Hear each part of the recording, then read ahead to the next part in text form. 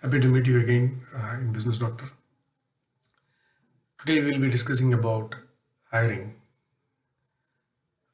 Almost every organization would require at least a few set of human resources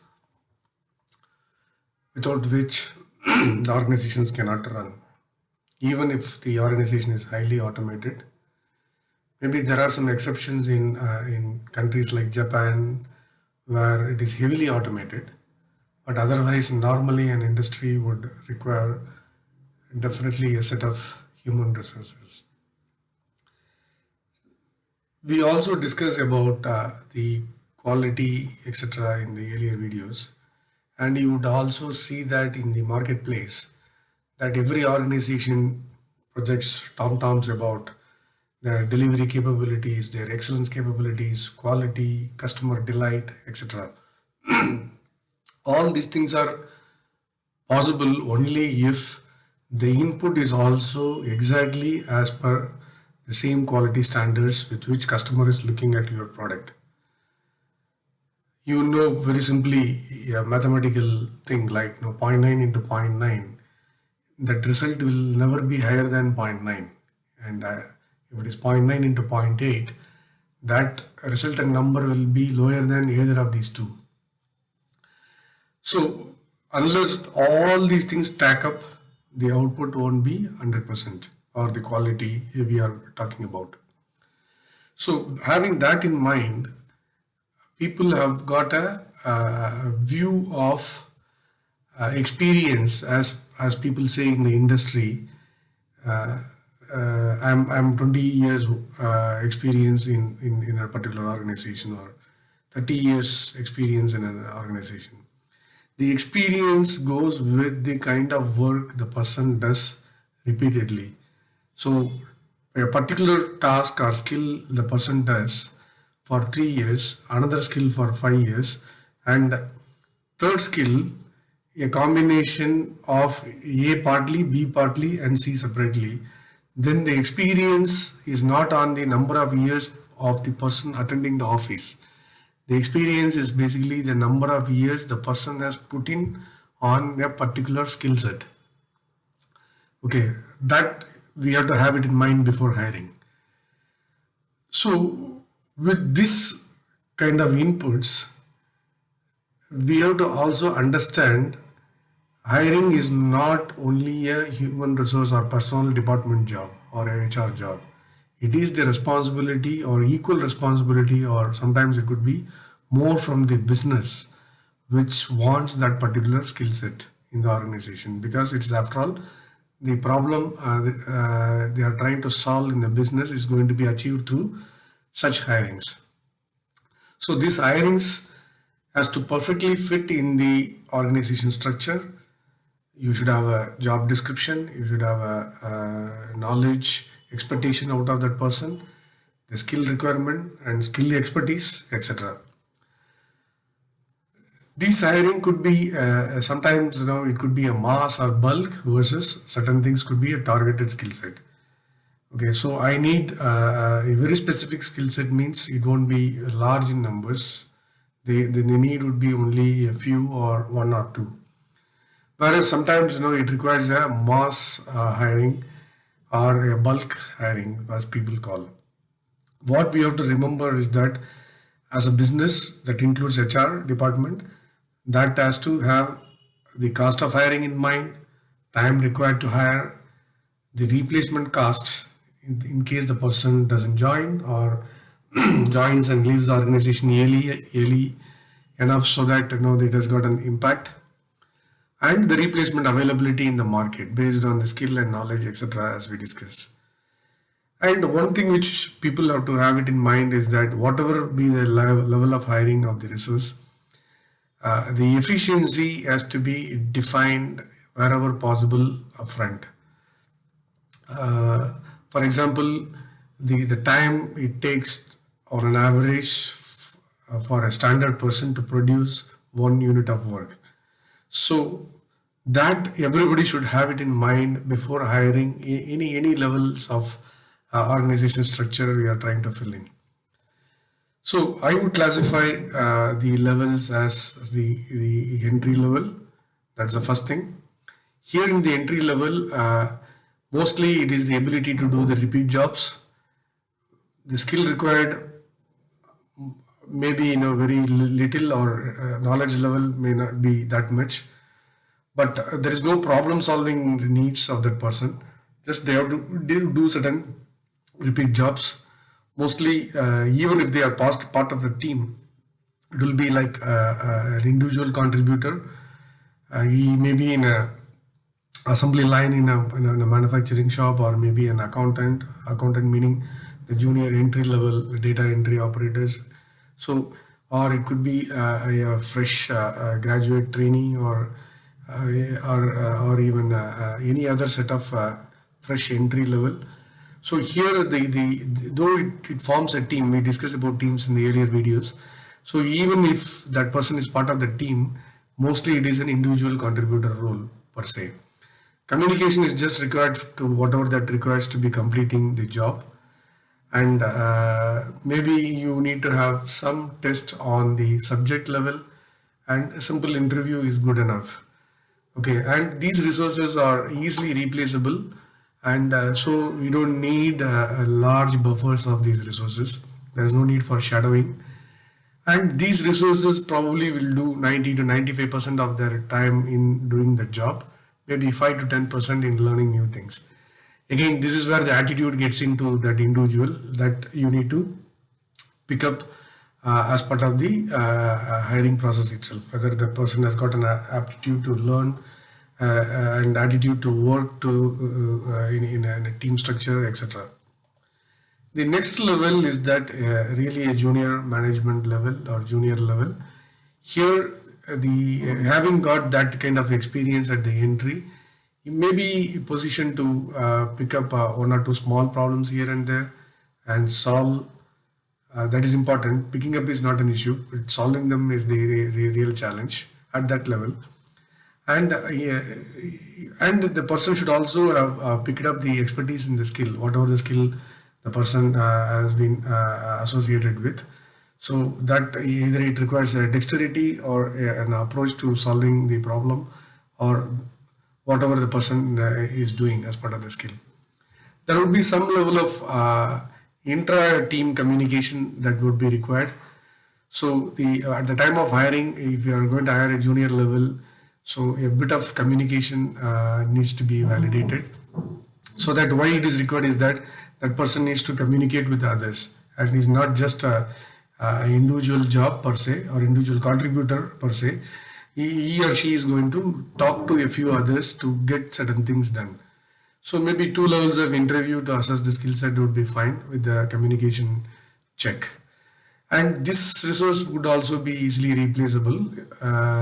So we don't require a large buffer for such kind of level, but maybe small percentage in case based on the criticality of the project they are associated with. And from a reporting perspective, probably they would need some elementary reporting. Yeah, I have done this, or my team has done this. So that level of elementary management reporting, that is enough. And this person probably may be doing 80% of the job, and probably set aside 10 to 15% of his or her timing to learn new things. Then the next level is the mid level, where still the individual contributor's skill set is required, but at the same time should also have picked up a skill level where he or she would be in a position to solve the business problems, some analytical skills to troubleshoot and solve whenever that situation happens, and also helps colleagues to learn and take them along to some level of team's output. Again here probably 2 levels of interview to assess skill, problem solving, and some analytical skill definitely is required, because you will never know when you are facing a customer situation, either in a mechanical field or in a IT field or in a retail field. Some kind of analytical skill is required, interpersonal skills are required, Communication, of course, has to be slightly higher than the previous junior level. And here we can plan for redundancy, but again, depending upon the criticality, maybe shadowing kind of a thing, or partly we can associate a person for doing project A and project B, that kind of an approach. Here, the person is expected to report on the activity or the project he or she is doing. So at that mid level, the person should be having these kind of qualities. So when you are hiring, have that in perspective. And this person probably should be doing at 70% of his time for doing his job, 30% to learn new things. This is where the organization identifies who could be a potential senior person, or who could become a senior person down the line in the years to come, who can be trustable, who is knowledgeable, etc. Exactly at this level, the whole thing starts. Then it comes to the senior level. Senior level could be in terms of management, it could be in terms of engineering, it could be in terms of scientist or a researcher, anything. Okay, here the most of the time now the person has to go with the problem solving techniques, helps team to achieve whatever the objectives are, and must focus on the problems, expected problems, and finding out different ways by which the problem can be solved. And at the time of interview, probably the best way to find out is that whether the person has been associated with any such problems in his previous experience, in his or previous organization, wherever he or she has worked, and what are the challenges the person has faced, and how that particular challenge was overcome. That would give you an insight in terms of whether your organization is also in that similar space or similar expected areas, and whether this person can fit into your needs. And the person should also have prevention techniques, like in terms of how the candidate could plan for the risk, and how the mitigation strategies could be worked out. So the person should have the experience in that line of thinking. Definitely management reporting is required in terms of whatever the teams the person is going to be managing with. And one of the major factor at the senior level is that the person should have imbibed the organization value, or the product or service, or the kind of loyalty, and should be in a position to visualize the future of the company and probably help suggest some strategies. Okay. Otherwise, what will happen is that if senior management is not good enough, then the entire team which is going to be below will not be in a position to get the kind of leadership this person is expected to give them, because they all depend on this person. And in terms of time scale, probably 50% in doing whatever the job is assigned with, and the person has to be free, in my opinion, because whatever the challenges that come up as part of the chief operation level or the board level, the person should be in a position to pick up. So if all his 10 figures are occupied, then that person is not going to pick up whatever the chief operating officer or chief executive officer is going to suggest. So this person should have at least 20 to 30% of the free time or time for strategizing, and another 20% for learning new things. So new things could be in terms of having gone for a seminar, or presenting it in a seminar, or giving a write-up about the domain or the product or the company or the market per se. So when you are looking for that kind of a person, look for these kind of qualities, whether the person has done that. And in terms of scoring, we'll discuss about that scoring a moment later. So in terms of scoring, the person should have at least 90% weighted score, which means that getting a person at that level is going to be challenging enough for an organization. The next level is the chief level, where it is CXO level, as people call. The focus primarily is to look for how to take a company forward in terms of increasing the value of the company, either by revenue or by market share or by presenting a value to the shareholders. It could be any of those things, as long as it is in a positive direction. So the person who you're looking for in terms of hiring should have the experience, the relevant experience in doing that.